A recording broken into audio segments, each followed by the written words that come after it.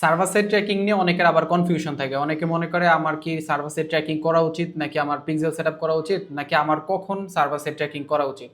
So এই বিষয়টা আজকে আমি ক্লিয়ার করে দেই। সো প্রথমে আমি নর্মাল পিক্সেল সেটআপ বা ব্রাউজার সাইড ট্র্যাকিং এবং সার্ভার সাইড ট্র্যাকিং এর মধ্যে পার্থক্যটা বলি। তো নর্মাল পিক্সেল সেটআপটা হচ্ছে যখন আপনি একটা পিক্সেল সেটআপ করতেছেন নর্মালি, তখন সেটা ব্রাউজারের থ্রুতে ফেসবুক ডাটাটা পাচ্ছে। সো যখন ফেসবুক আপনাকে অডিয়েন্সটা দিতেছে, তখন ফেসবুক কিন্তু সে ট্র্যাক করার জন্য এই পিক্সেলটার মাধ্যমে আপনার ওয়েবসাইট এবং আপনার ফেসবুকটাকে কানেক্ট করতে হয়, বা আপনার বিজনেস ম্যানেজার বলেন, আপনার পিক্সেল বলেন, আপনার অ্যাড অ্যাকাউন্ট, যেটা ডাটা আপনার ওয়েবসাইট থেকে কালেক্ট করে।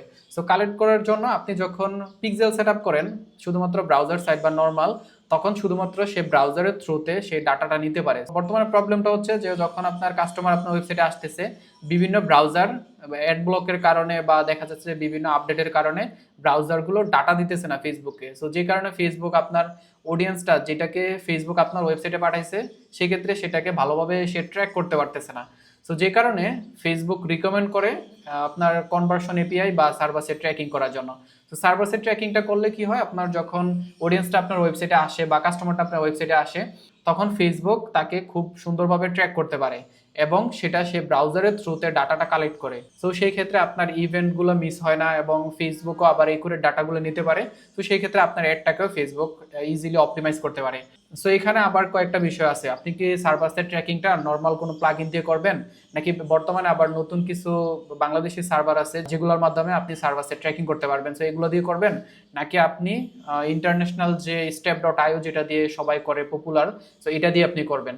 সো এখানে তিনটা বিষয় আপনাকে বুঝতে হবে। যখন আপনি প্লাগইন দিয়ে করতেছেন ফ্রিতে, সো এখানে অনেকগুলো ডাটা মিস হয়।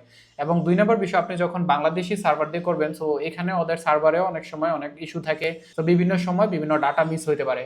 এবং যখন আপনি step.io দিয়ে করতেছেন, তখন এটা আপনি গুগল ট্যাগ ম্যানেজারের থ্রুতে আপনি যখন করতেছেন, তখন আপনি এখানে ভালোভাবে ট্র্যাক করতে পারতেছেন এবং ওইখানে ডাটা মিস হওয়ার চান্সটা কম থাকে। বিকজ এই কোম্পানিটা অনেক দিন ধরে ডাটা অ্যানালিটিক্স নিয়ে কাজ করতে করতে এমন পর্যায়ে এখন বর্তমানে আছে যে এখানে ওদের তেমন ইরোর নাই বললেই চলে। সো বাংলাদেশি যে সার্ভারগুলো আছে বা যে টুলগুলো আছে যেগুলোর মাধ্যমে আপনি সার্ভার সাইড ট্র্যাকিং করতে পারেন, সো এগুলো একদিক থেকে ভালো। বিকজ যখন আপনি step.io দিয়ে সার্ভার সাইড ট্র্যাকিং করতে যাচ্ছেন, তখন কিন্তু এখানে আবার ডলারে পেমেন্ট করতে হবে, বা ওইখানে $20 আপনাকে পেমেন্ট করতে হয়, যেটা আপনারা দেখা যাচ্ছে যে 2000 থেকে 2500 টাকা। সো বাংলাদেশে আপনি সার্ভারগুলো ইউজ করলে বা টুলগুলো ইউজ করলে আপনি দেখা যাচ্ছে অনলি 1000 টাকা দিয়েও আপনি ওই রকম 5 লাখ ইভেন্ট আপনি পাইতেছেন। সো সেই ক্ষেত্রে আমি আপনাকে সাজেস্ট করতে পারি, শুরু করার জন্য আপনি বাংলাদেশি কোনো প্রোভাইডার নিতে পারেন বা সেখান থেকে আপনি করতে পারেন।